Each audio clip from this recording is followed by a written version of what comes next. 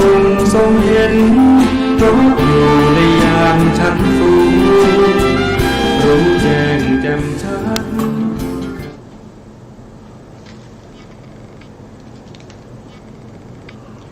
พุทธังสรณังคัจฉามิธัมมังสรณังคัจฉามิสังฆังสรณังคัจฉามิกับนมัสการพระมหาเถระพระสังฆาธิการพระเถรานุเถระสวัสดีท่านผู้ฟังและผู้ชมทุกท่านที่ติดตามในรายการพระไตรปิฎกลอยฟ้าครั้งนี้เป็นครั้งที่80ในเรื่องของสติปัฏฐาน4สติปัฏฐาน4เราก็ศึกษากันมาถ้าพูดเป็น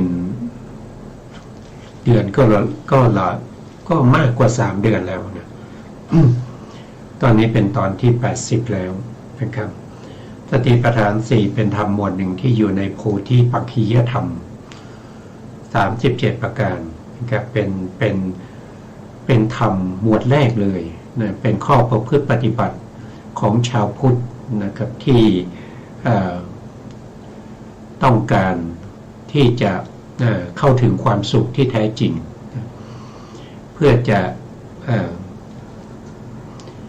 ให้ได้มาซึ่งโลกุตตรธรรม9ถ้าเราศึกษาให้ดีเนี่ยเราก็จะเห็นว่าคำสั่งสอนของพระสัมมาสัมพุทธเจ้าเนี่ยก็เป็นไปตามเป็นขั้นเป็นตอนนะเป็นขั้นเป็นตอนไม่กบชันเหมือนเขาขาดนะครับไม่กระโดดข้ามเหมือนกบนะเหมือนเราขึ้นบันไดนะเราก็ขึ้นไปทีละขั้นไม่มีการกระโดดข้ามนะเรื่องของสติปัฏฐาน4เนี่ยพระพุทธองค์ก็ให้เราพิจารณาหรือกำหนดรู้นะกำหนดรู้ในเรื่องของ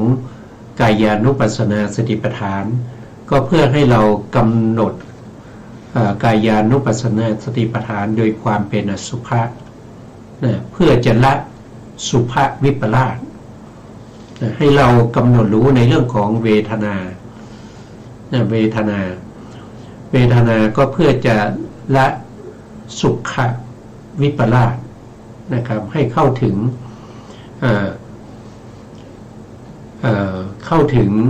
ความเป็นทุกขานะครับเป็นทุกข์นะครับเข้าถึงความเป็นทุกข์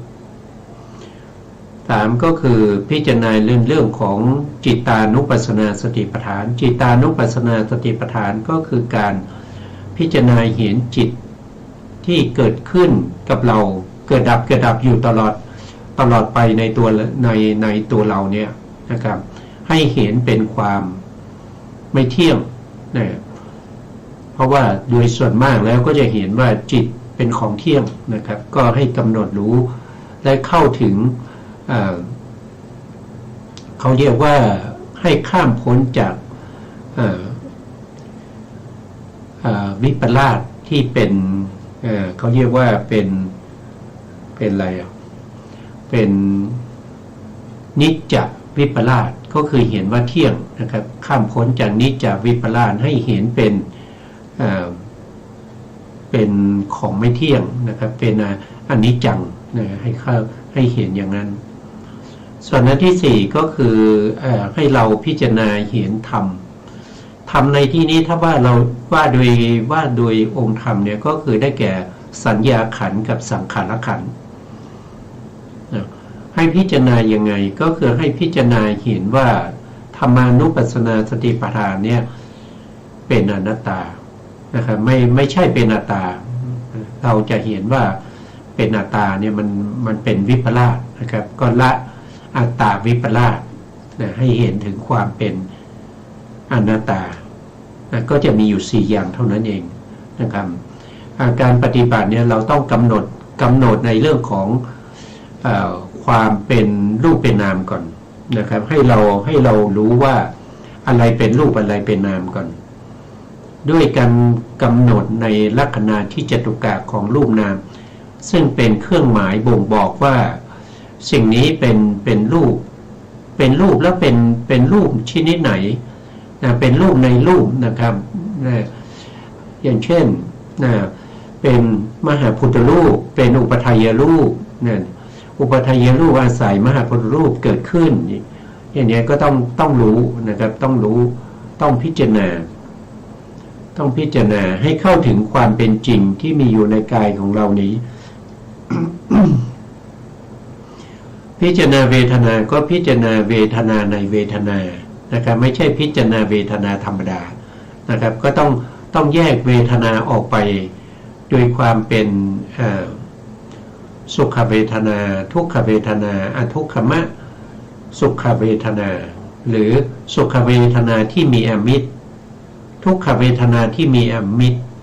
แล้วก็อทุกขมะสุขเวทนาที่มีอมิตรหรือพิจารณาสุขเวทนาที่ไม่มีอมิตรพิจารณาทุกขเวทนาที่ไม่มีอมิตรพิจารณาอทุกขมะสุขเวทนาที่ไม่มีอมิตรอันนี้ก็เป็นเวทนาในเวทนาแล้วพิจารณาในจิตก็คือพิจารณาเห็นจิตของเราว่าในขณะที่จิตเกิดขึ้นนั้น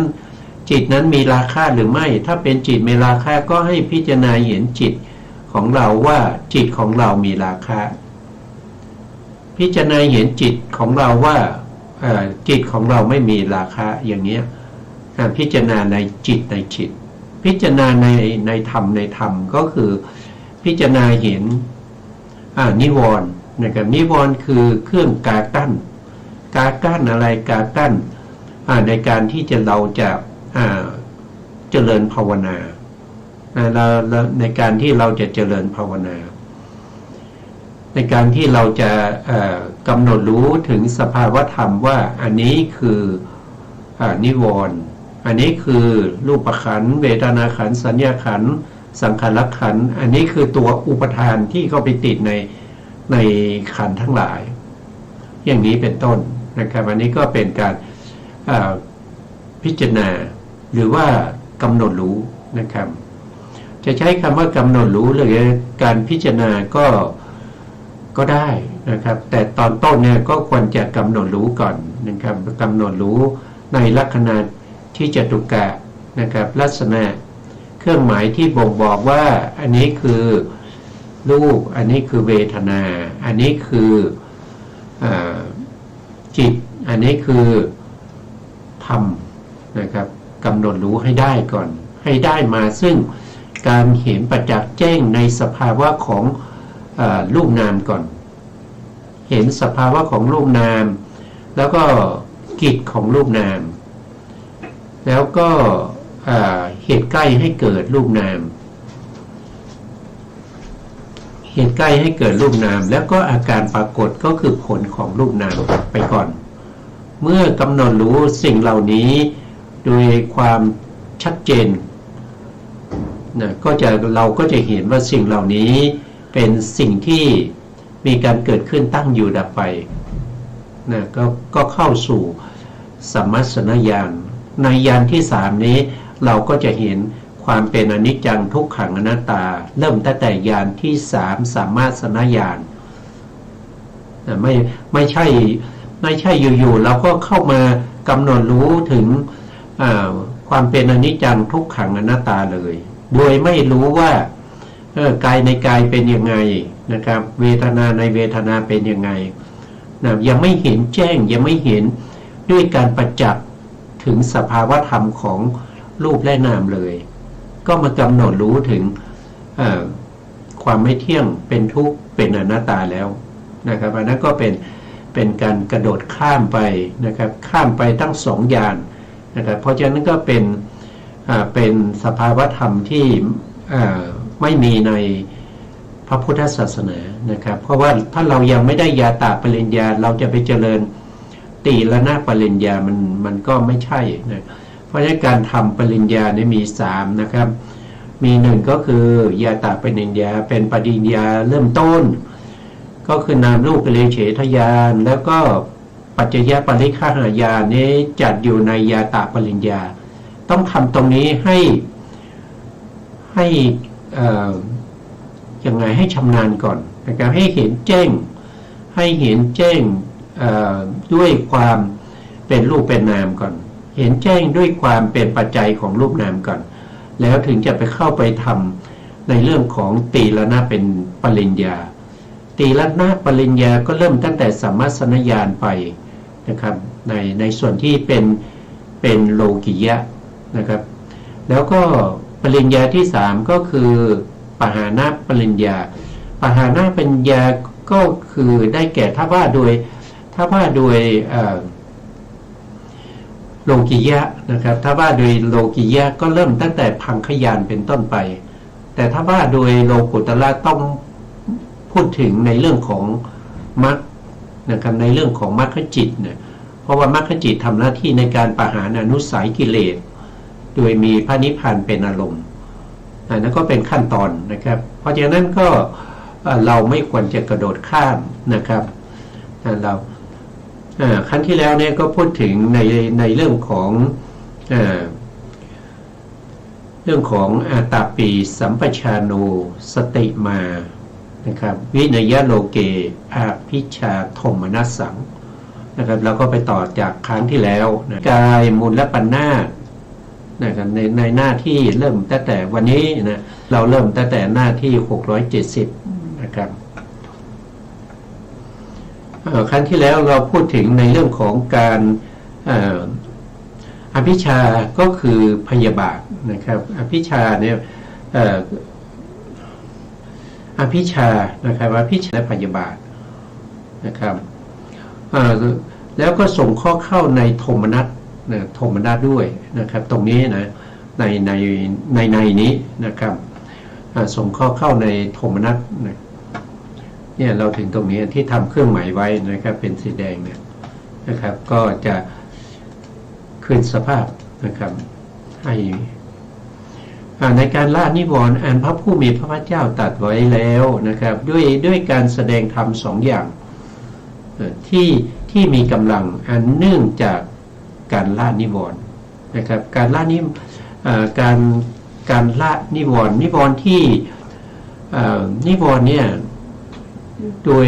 พระสูตรเนี่ยมีอยู่5นะครับ1ก็คือกามฉันทานิวรณ์กามฉันทานิวรณ์ก็คือความยินดีติดใจในเรื่องของการมคุณอารมณ์ทั้งหลายเห็นแล้วก็ชอบใจได้ยินเสียงแล้วก็ไพเราะติดใจดมกลิ่นแล้วชื่นใจรับประทานอาหารแล้วอร่อยถูกต้องสัมผัสแล้วชอบนะครับติดใจชอบใจหรือว่าเวลาเราปฏิบัติธรรมนะครับในขณะที่เรานั่งสมาธิหรือว่ากำลังพิจารณา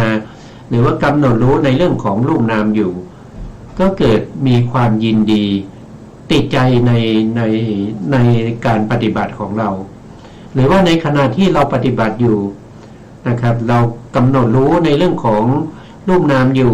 แต่ใจของเราเนี่ยแวบไปนึกถึงเพื่อนนะครับเห็นภาพของเพื่อนลอยมาเพราะเพื่อนคนนี้เป็นที่ชอบใจของเรานะครับแล้วก็ได้ยินเสียงเขานะครับเขาพูดก็จับใจเราเหลือเกินนะครับเขาพูดไพเราะนะครับอย่างนี้เป็นต้นอันนี้เป็นกรรมฉันทานิวรณ์นะครับสามารถติดในธรรมก็ได้ติดในนิมิตทั้งหลายก็ได้ติดในนิมิตอนุพยัญชนะก็ได้นะติดในที่นี้หมายถึงยินดีนะครับยินดีพอใจเป็นกรรมฉันทานิวรณ์อันนี้กรรมฉันทานิวรณ์ต่อไปก็คืออันที่2ก็คือได้แก่เขาเรียกว่าเป็นพยาบาทนะครับพยาบาทก็คือความไม่ชอบนะความไม่ชอบ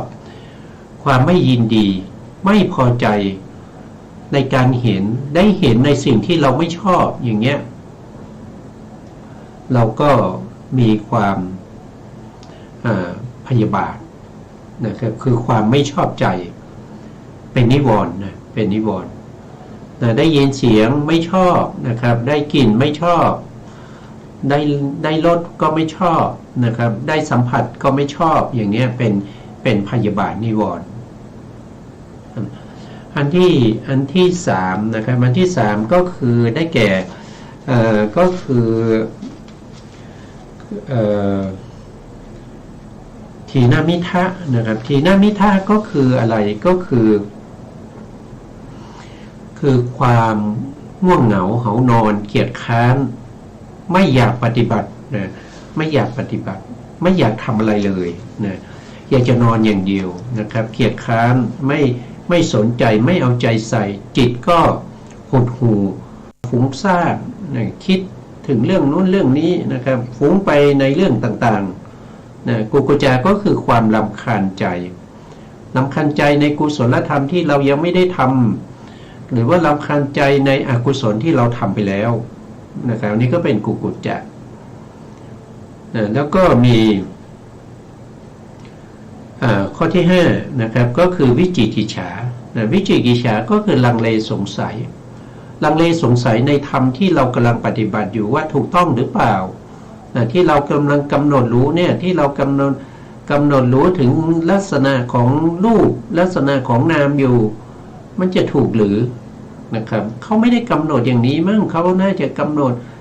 อย่างอื่นหรือเปล่านะครับเขาทำไมเราต้องมากำหนดว่าเมื่อกระทบแล้วก็ส่งจิตไปที่มือ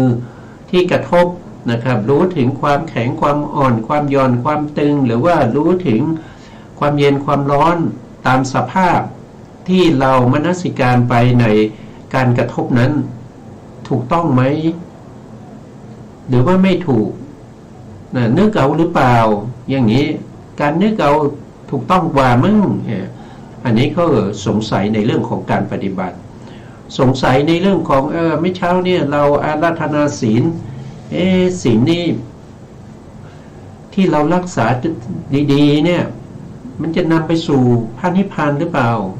ศีลนี้เป็นที่รองรับแห่งกุศลธรรมจริงหรือศีลนี้ทำให้กายและวาจาเนี่ยทรงไว้ซึ่งความเรียบร้อยไม่เกะกะล้าลานหรือเปล่านะครับก็สง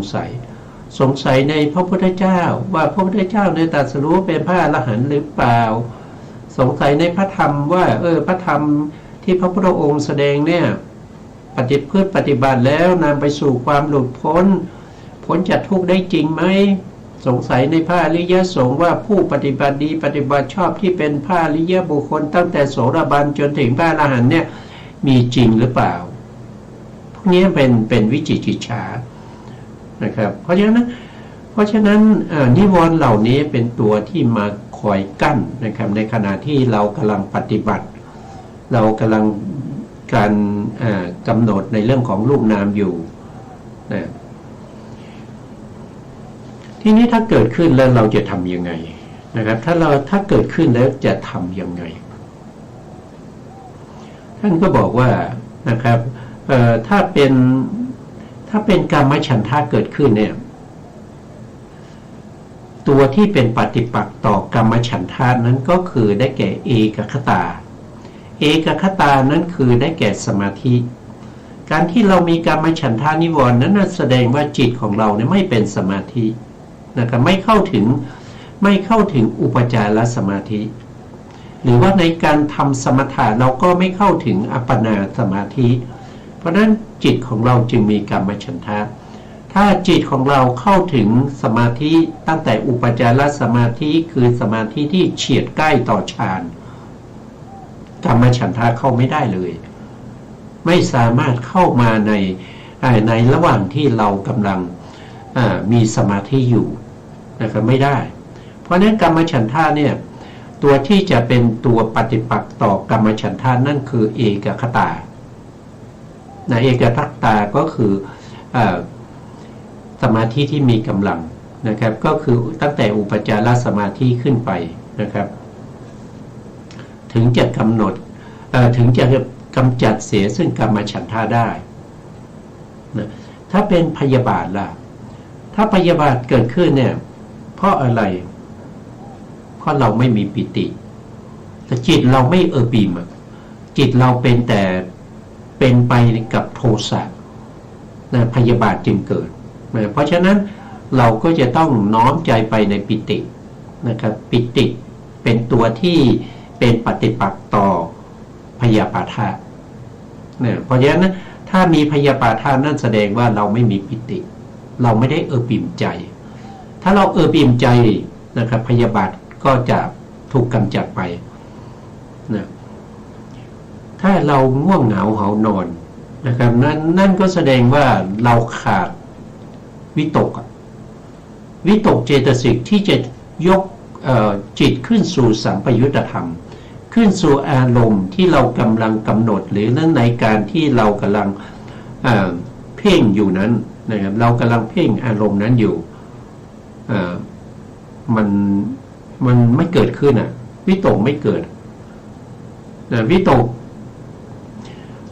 เกิดแล้วก็หายไปเกิดแล้วก็หายไปมันหลุดไปมันหลุดไปเราไม่ได้ใส่ใจเราไม่ได้มีความพยายามในการที่จะทำให้วิตกเนี่ยเกิดขึ้นนะครับเพื่อจะยกสัมปยุตธรรมนั้นขึ้นสู่อารมณ์ก็ทำให้มีถีนมิทานี้เข้ามาถีนมิทาเข้ามาก็จะทำให้จิตนี้เสื่อมซึมท้อถอยนะครับแล้วก็ง่วงเหงาหานอนถ้าเราใส่ใจในวิตกเรายกจิตของเราขึ้นบ่อยๆนะยกจิตของเราขึ้นสู่นามและรูปบ่อยๆหรือยกจิตของเราเนี่ยขึ้นสู่ในการเพ่งอารมณ์ไม่ว่าจะเป็นกสิณหรือว่าจะเป็นอสุภะหรือว่าจะเป็นอนุสติบ่อยๆก็จะเป็นการกำจัดเสียซึ่งถีนมิทะกำจัดเสียซึ่งความง่วงเหงาหานอน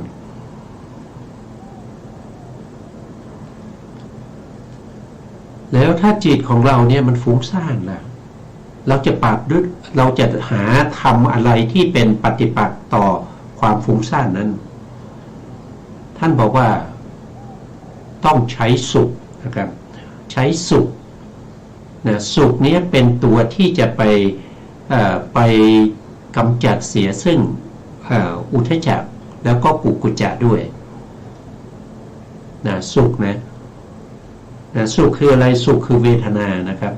เป็นเวทนาที่เป็นสุขนะเป็นเวทนาที่เป็นสุขถ้าไม่มีสุขนะครับสุขไม่เกิดนะจิตของเราก็จะฟุ้งซ่านแล้วก็จะเป็นรำคาญใจนี่อันนี้เป็นตัวที่เป็นปฏิปักษ์ต่อกันนะส่วนถ้าสมมติว่าเราลังเลสงสัยมากมีแต่ความสงสัยนะมีแต่ความสงสัยนั่นแสดงว่าเราไม่มีวิจารณ์คือตัวที่ไปประคองอารมณ์หลังจากที่วิตกยกจิตขึ้นสู่อารมณ์นะครับวิจารณ์เข้าไปประคองไว้ไม่ให้มันหลุดไปนะถ้าเราไม่มีวิจารณ์เราไม่มีวิจารณ์เนี่ยจิตของเราก็จะสงสัยอยู่เรื่อยนะวิจารณ์ก็คือการวิจารณ์ธรรมหรือว่าวิจัยธรรมนะครับเป็นตัวที่ไปกำจัดเสียซึ่งวิจิกิจฉาทีนี้เราก็รู้ในเรื่องของนิวรณ์นิวรณ์ห้านิวรณ์ห้าแล้วว่ามีตั้งแต่เอกคตาพยาบาทะถีนมิทะอุทธัจจะกุกุจจะแล้วก็วิจิกิจฉาแล้วเราก็รู้ว่าเป็นตัวที่จะเป็นปฏิปักษ์ต่อนิวรณ์เหล่านี้ก็มีอะไรนะก็จะมีวิตกนะครับวิตกเนี่ยกำจัดเสียซึ่งถีนมิทะแล้วก็มีวิจารเนี่ยกำจัดเสียซึ่งวิจิกิจฉาแล้วก็มีปิติกำจัดพยาบาทมีสุขเนี่ยเป็นตัวกำจัดอุทธัจจะและกุกุจจะแล้วก็มีเอกคตากำจัดกรรมฉันทะอันนี้เป็นตัวปฏิปักษ์นะครับถ้าเราฟังให้ดีนะครับฟังให้ดีแล้วเราก็จะเข้าใจได้ว่าวิตกวิจารปิติสุขเอกคตานี่คืออะไรอันนี้เขาเป็นตัวประกอบกับฌานนะ เขาเป็นองค์ฌานได้ยินบ่อยนะครับผมก็พูดบ่อยๆนะครับปฐมฌานนี้ประกอบด้วยวิตกวิจารปิติสุขเอกคตาถ้าจะขึ้นชั้นสองนะครับขึ้นชั้นสองนี้ต้องละตัววิตกกับวิจารเหลือแต่ปิติสุขเอกคตาอย่างนี้พูดบ่อยๆถ้าเป็นอภิธรรมก็ขึ้นชั้นสองก็ละวิตกนะครับขึ้นชั้นสามก็ละวิจารนะครับก็จะละเป็นดับไปแต่พระสูตรนี้เขาจะละพร้อมกันเลยในชั้นสองก็คือละตัววิตกกับวิจารอันนั้นเป็นองค์ฌานองค์ฌานนี้เป็นตัวที่มากำจัดนิวรณ์นะทำให้นิวรณ์เนี่ยดับไปนะครับเป็นปฏิปักษ์ต่อนิวรณ์นะเมื่อนิวรณ์ดับไปนิวรณ์สงบลงเราก็ได้อุปจารสมาธิละตอนที่นิวรณ์กำลังสงบไปใหม่ๆเราได้อุปจารสมาธิละแต่เมื่ออุปจารสมาธินั้นมีกำลังมากขึ้นนะครับมากขึ้นไปเรื่อยๆนะครับก็จะทำให้เราได้อัปปนาฌานนะครับได้ปฐมฌานทุติยฌานตติยฌานจตุตฌานในพระสูตรถ้าเป็นในพิธรรมก็มีปัญจมฌานขึ้นมาอีกหนึ่งนะครับเพราะพระพิธรรมนี้เวลาละองค์ฌานเนี่ยปฐมฌานเขาละเฉพาะวิตกนะครับถ้าเป็นพระสูตรละทั้งวิตกและวิจารนะทำไมพระพุทธองค์แสดงอย่างนั้นนะครับก็ขึ้นอยู่กับอัธยาศัยของผู้ฟังเนี่ยอัธยาศัยของผู้ฟังเป็นอย่างนั้นผู้ฟังหมายถึงใครก็คือหมายถึงถ้าเป็นมนุษย์นะถ้าเป็นมนุษย์เนี่ยเขาจะมีอัธยาศัยในการละองค์ฌานพร้อมกันเลยนะครับละวิตกกับวิจารในพร้อมกันเลยนะเพราะฉะนั้นในพระสูตรที่พระพุทธองค์แสดงแก่บุคคลที่ฟังธรรมที่เป็นมนุษย์ทั้งหลายนะครับเป็นชาวบ้านทั่วไปนะครับไม่ใช่เทวดาไม่ใช่เป็นพรหมนะไม่ใช่เทวดาไม่ใช่พรหมนะครับก็จะละพร้อมกันเนี่ยละวิตกกับวิจารแต่ในขณะที่พระพุทธองค์ไปแสดงพระอภิธรรม7 คัมภีร์ให้แก่เทวดาฟังในชั้นดาวดึงส์ในพรรษาที่7ในพรรษาที่7ในพระพุทธองค์จำพรรษาอยู่ที่ดาวดึงส์พระพุทธองค์แสดงเรื่องของการละองค์ฌานเนี่ยให้แก่เทวดาทั้งหลายที่มาจากหมื่นจักรวาลรวมทั้งจักรวาลของเราแล้วก็ที่มาจากหมื่นจักรวาลที่มาฟังธรรมที่พระพุทธองค์แสดงพระอภิธรรมติดต่อกันตลอดพรรษาการโดยไม่พักไม่มีการหยุดพักเริ่มตั้งแต่เข้าพรรษานะครับจนออกพรรษาเนี่ยแสดงพระอภิธรรมโดยพิสดารแล้วก็จบพอดีแล้วหลังจากนั้นพระพุทธองค์ก็เสด็จลงมาจากเทวดานะครับลงมาจากชั้นดาวดึงส์ซึ่งเป็นเทวดาชั้นที่2ตาวติงสานะครับก็เสด็จลงมาก็คือหลังออกพรรษาที่เราใส่บาตรเทโวกันนะครับเพราะนั้นก็คือพระพุทธองค์ไปจำพรรษาอยู่ที่เทวดาชั้นที่2ชื่อว่าดาวดึงส์ในการแสดงพระอภิธรรมนั้นพระพุทธองค์แสดงในเรื่องของฌานนะครับเรื่องของอัปปนาฌานเนี่ยแสดงการละฌานละองค์ฌานนะครับละองค์ฌานทีละ1 องค์นะครับละวิตกนะครับก็ได้ทุติยฌานละวิจารก็ได้ตติยฌานนะครับละปิติก็ได้จตุตฌานนะครับละสุขก็ได้ปัญจมฌานอันนี้ก็เป็นที่มานะครับเป็นที่มาว่าทำไมพระพุทธองค์จึงแสดงต่างกันนะครับในพระอภิธรรมนี้ทำไมแสดงฌาน5ในพระสูตรทำไมแสดงฌาน4นะแล้วก็ฌานเหล่านี้เป็นปฏิปักษ์ต่อนิวรณ์นะครับถ้าไม่มีองค์ฌานเหล่านี้นิวรณ์ก็จะเข้าแทรก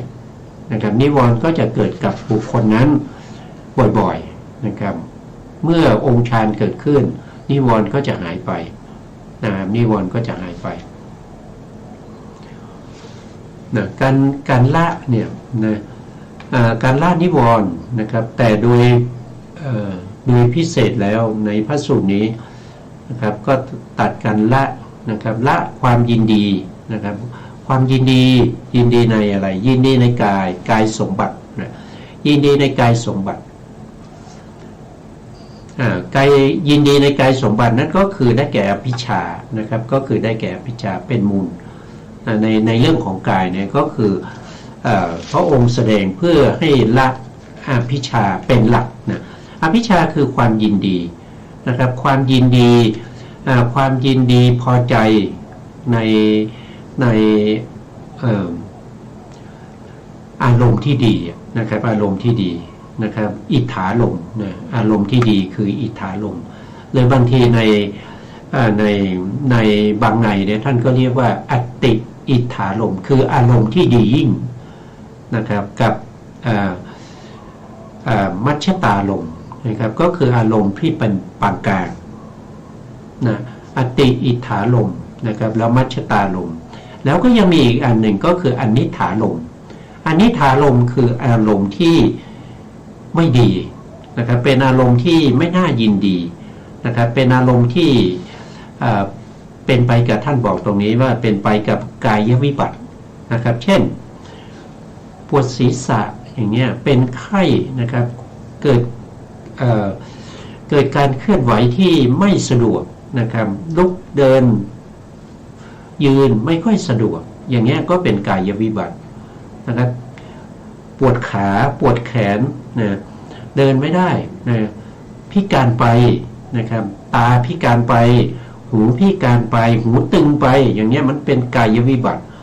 เมื่อเป็นกายวิบัติเนี่ยมันก็ดำเนินชีวิตประจำวันเนี่ยติดขัดพอดำเนินชีวิตประจำวันนี้ติดขัดนะประสบการณ์อารมณ์ต่างๆก็ทำให้เกิดไม่ยินดีนะครับก็กลายเป็นยินร้ายก็เป็นโทมนัสโทมนัสเกิดโทมนัสเพราะฉะนั้นในตรงนี้ที่พระพุทธองค์ได้แสดงธรรมที่จะต้องละสองอย่างเนี่ยนะครับก็คือละอภิชาและโทมนัสอภิชาและโทมนัสเนี่ยถูกละได้ด้วยอะไรนะครับอาตาปีนะครับอย่าลืมนะอาตาปีสัมปชโนสติมาวิเนยะโลเกนะวิเนยะก็คือสมาธินะเพราะฉะนั้นตัวที่จะละเนี่ยก็คือได้แก่ความเพียรนะต้องมีความเพียรมีสัมปชัญญะก็คือมีปัญญาที่รู้ว่าสิ่งนี้มีประโยชน์นะสิ่งนี้มีประโยชน์หรือไม่มีประโยชน์สิ่งนี้ทำไปแล้วติดขัดอะไรไหมสะดวกสบายไหมสิ่งนี้เราทำเราเจริญเรากำหนดเราเพ่งเป็นไปกับสมถะไหมเป็นไปกับวิปัสสนาไหมแล้วก็รู้ไปว่าในขณะที่เรากำลังกำหนดรู้กำลังเพ่งอยู่กำลังพิจารณาอยู่เนี่ยเราหลงไหมเป็นอาสัมโมหะนะเป็นอาสัมโมหะก็คือไม่หลงนะครับอาสัมโมหะคือความไม่หลงต้องเป็นอย่างนี้นะครับแล้วก็มีสติมีสติไหมนะครับถ้าไม่มีสติเนี่ยปัญญาไม่เกิดนะสติต้องมีก่อนนะสติต้องมีนะครับปัญญาถึงมาได้นะเพราะสตินี้เขาเป็นโสภณสาธารณะนะครับเมื่อโสภณจิตเกิดก็คือมหากุศลจิตมหากุศลจิตเกิดขึ้นเนี่ยต้องมีสติเสมอแต่ปัญญานี้จะมีก็ได้ไม่มีก็ได้นะถ้าเป็นมหากุศลประเภทที่เป็นญาณวิปยุตมีสติแต่ไม่มีปัญญานะแต่ถ้าเป็นจิตประเภทที่เป็นมหากุศลที่เป็นญาณสัมปยุตต้องมีปัญญาประกอบด้วยมีสติมีปัญญานะครับแล้วก็มีวิริยะแล้วก็ต้องมีสมาธิด้วย นะครับสมาธิก็คือวิเนยยะนะวิเนยยะก็ต้องมีด้วยประกอบกันพวกนี้แหละที่จะเป็นตัวที่ละความยินดีคืออภิชาละความยินร้ายก็คือโทมนัสแต่ตอนแรกเนี่ยที่จะมีสมาธิเนี่ยก็ต้องละนิวรณ์ก่อนนะครับต้องละนิวรณ์ก่อนไม่ใช่อยู่ๆเป็นละจะขึ้นไปในระดับที่จะเป็นละพิชาและโทมนัสในที่นี้นะในที่นี้เพราะฉะนั้นต้องละนิวรณ์ก่อนนะครับให้มีสมาธิก่อนนะเมื่อมีสมาธิเป็นเหตุเป็นปัจจัยให้เกิดปัญญานะสมาธิที่เป็นเหตุใกล้ให้เกิดปัญญาแต่ตัวสตินี่เป็นอุปนิสัยนะเป็นอุปนิสัยนะของปัญญานะไม่ใช่เป็นเหตุใกล้ให้เกิดปัญญาแต่เป็นอุปนิสัยให้เกิดปัญญานะแล้วก็ความเพียรนะครับต้องมีความเพียรนี้ขาดไม่ได้เลยนะครับในกุศลธรรมทั้งหลายขาดความเพียรไม่ได้ถ้าไม่มีความเพียรก็ละอกุศลไม่ได้เพราะความเพียรนี้ต้องเป็นสัมมัปปทานนะสัมมัปปทานก็คือมีอยู่4ใช่ไหมสัมมัปปทาน4ในสัมมัปปทาน4 1ก็คือปหานะปทานปหานะปทานคืออะไรก็คือต้องกำจัดอกุศลก่อนในที่นี้เราพูดถึงสติปัฏฐานนี่เป็นกุศลธรรมไม่ใช่อกุศลเพราะฉะนั้นในสติปัฏฐานในขณะที่เรากำหนดรู้หรือเพ่งหรือพิจารณาสภาวธรรมโดยความเป็นรูปเป็นนามหรือในขณะที่เรากำลังพิจารณาถึงความเป็นอนิจจังทุกขังอนัตตาของรูปและนามของอุปทานขันธ์5อยู่นะต้องมีสมาธินะต้องมีวิริยะนะต้องมีปัญญานะต้องมีสตินะครับถ้าเราไม่มีคุณธรรมเหล่านี้เราก็ไม่สามารถที่จะกำจัดอภิชาและโทมนัสไม่ว่าจะด้วยประเภทที่เป็นตัดทางฆประหารโดยฝ่ายโลกียะหรือว่าจะเป็นประเภทที่เป็น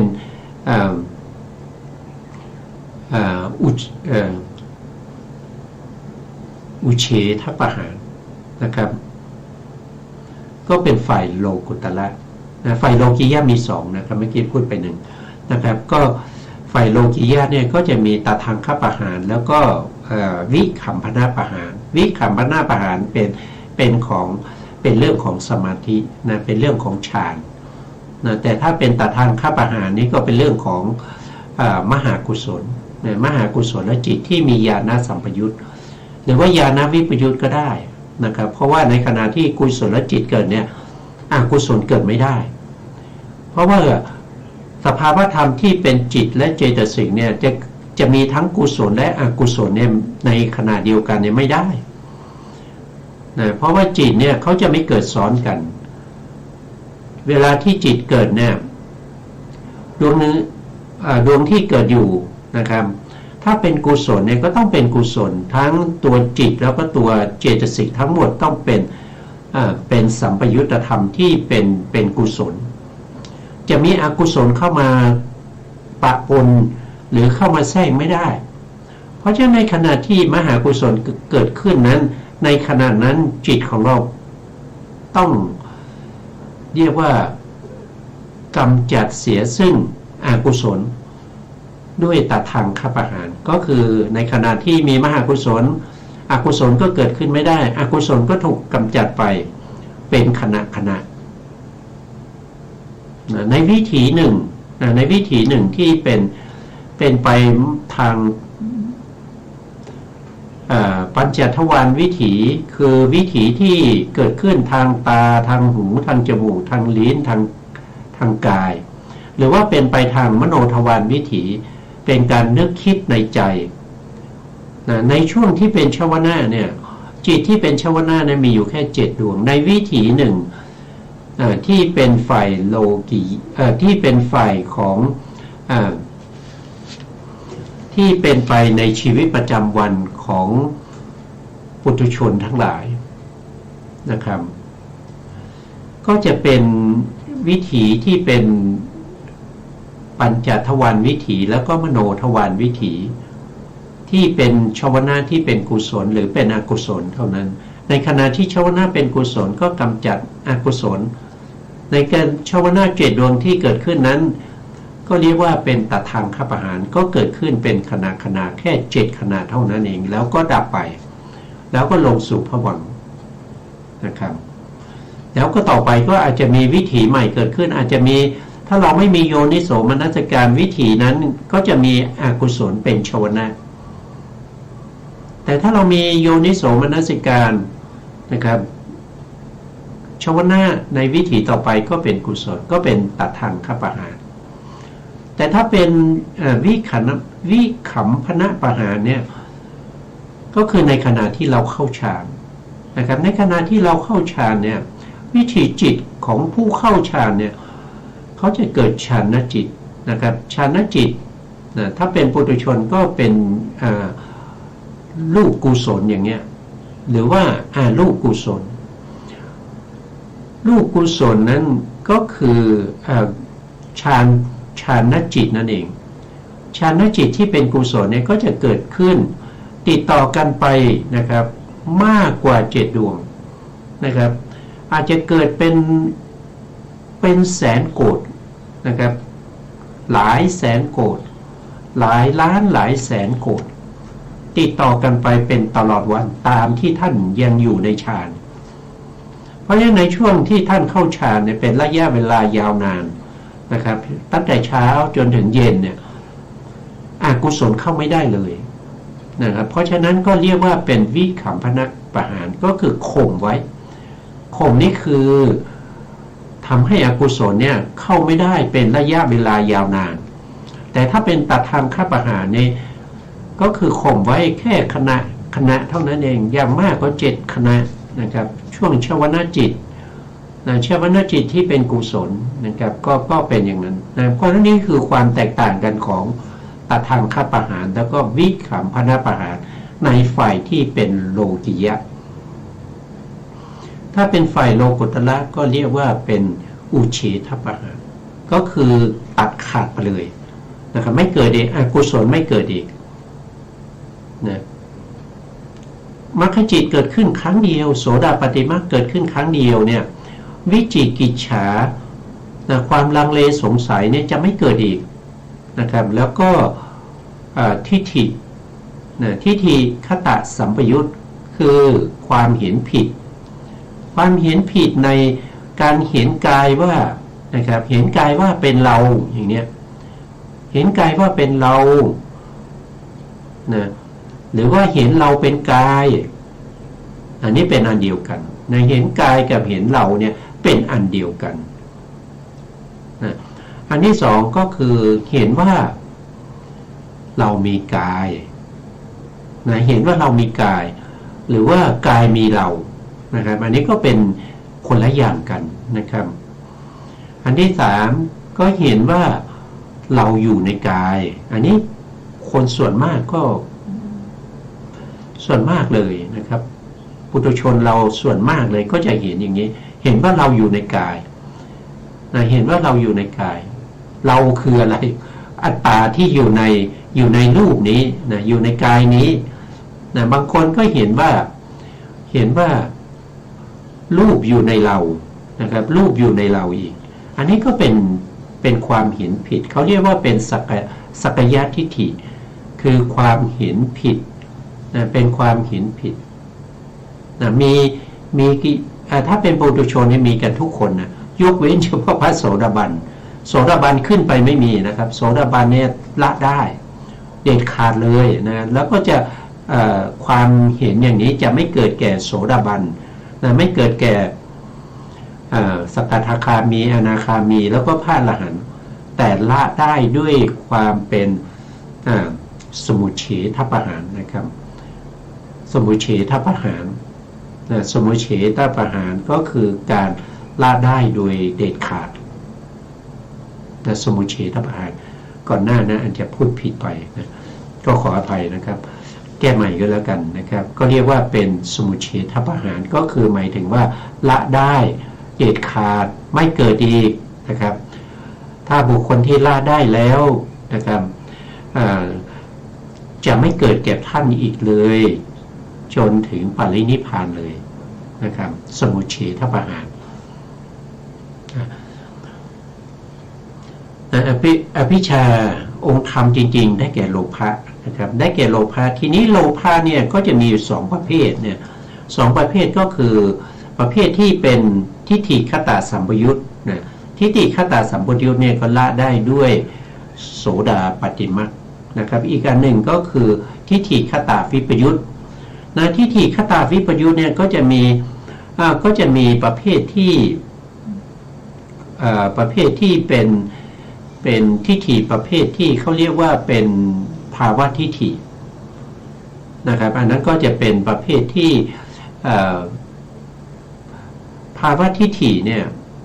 ก็จะมีสองอันนะครับภาวะทิฏฐิแล้วก็วิภาวะทิฏฐิภาวะทิฏฐิก็ประกอบด้วยยัง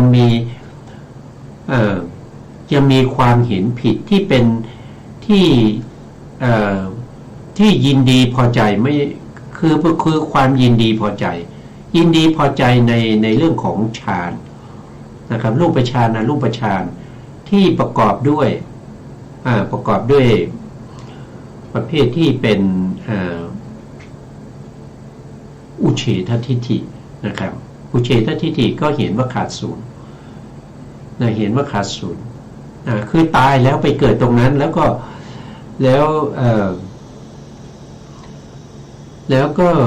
ไปเกิดตรงนั้นไปครั้งสุดท้ายนะครับไปเกิดแล้วก็ตายแล้วก็ไม่ต้องเกิดอีกอย่างเงี้ย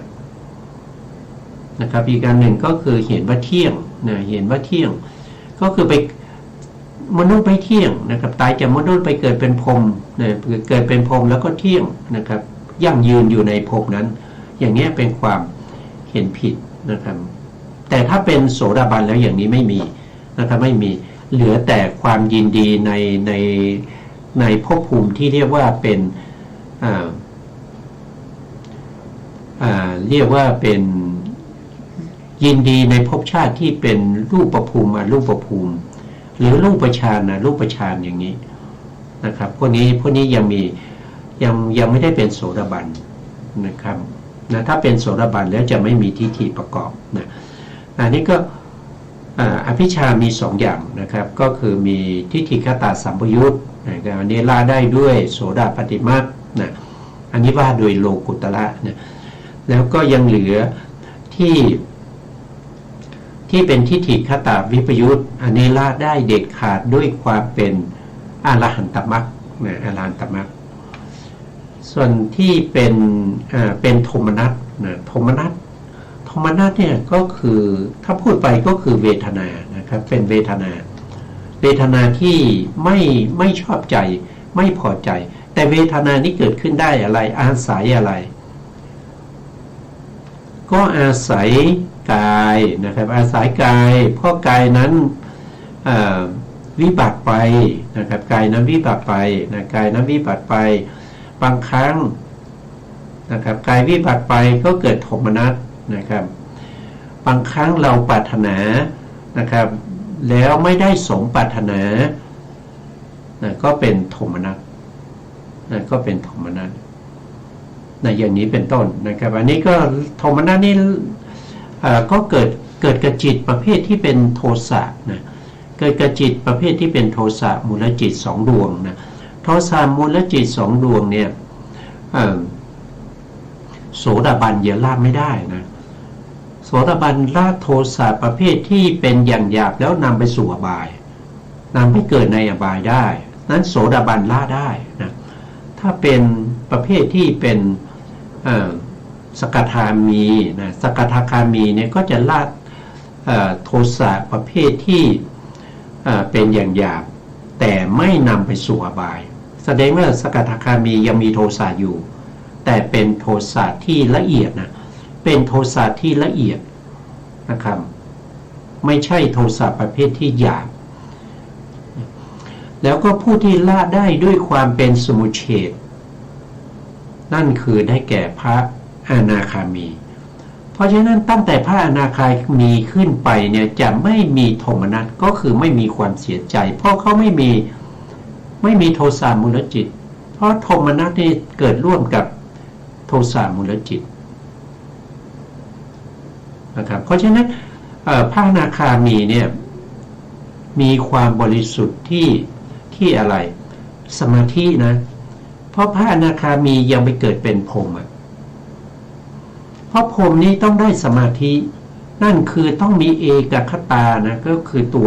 ตัวสมาธิที่เข้าถึงอัปปนาพระอนาคามีที่ไม่ได้ทำฌานมาก่อนแต่ปฏิบัติยังไม่เข้าถึงความเป็นอรหันต์นะครับยังไม่ได้อรหันตมรรคเมื่อหมดอายุท่านก็พยายามที่จะให้ได้ซึ่งอรหันตมรรคแต่ท่านยังไม่ได้แล้วท่านเกิดตายขึ้นมาท่านไม่ได้ฌานนะแต่ท่านได้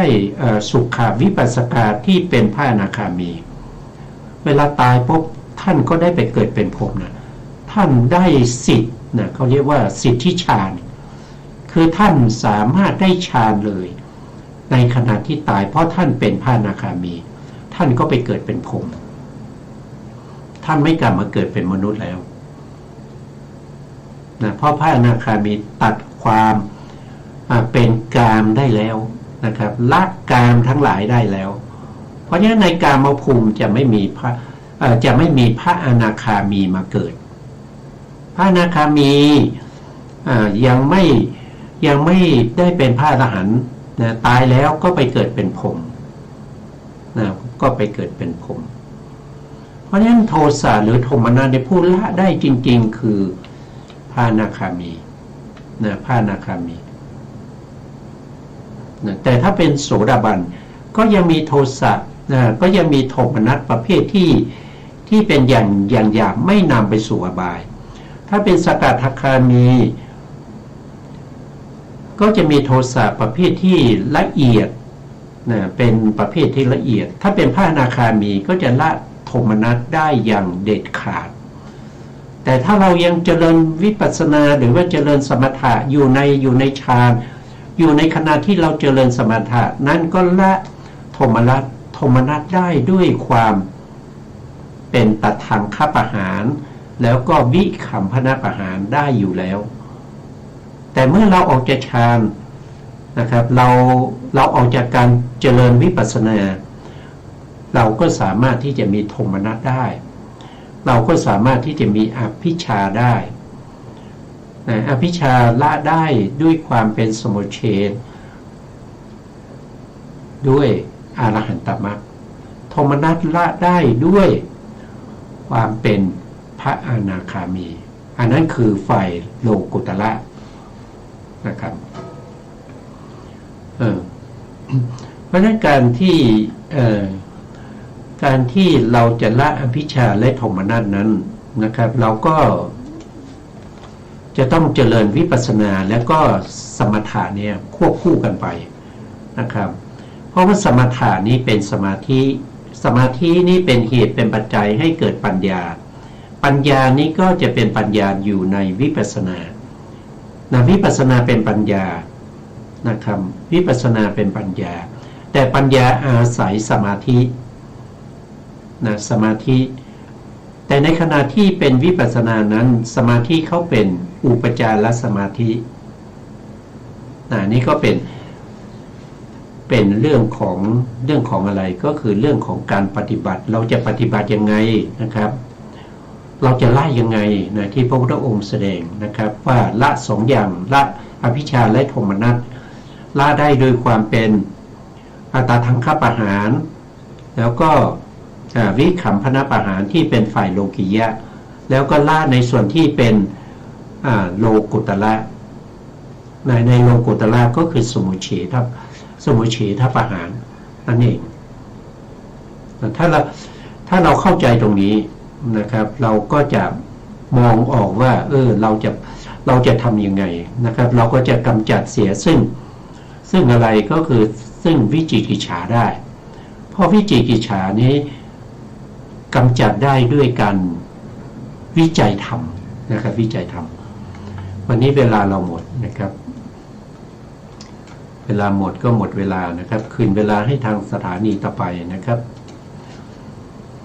สถานีขอกราบขอบพระคุณพระครูสมุทรวิสุวัฒน์วรกิจโจผู้อำนวยการสถานีวิทยุเพื่อการศึกษาพระพุทธศาสนาและวัฒนธรรม FM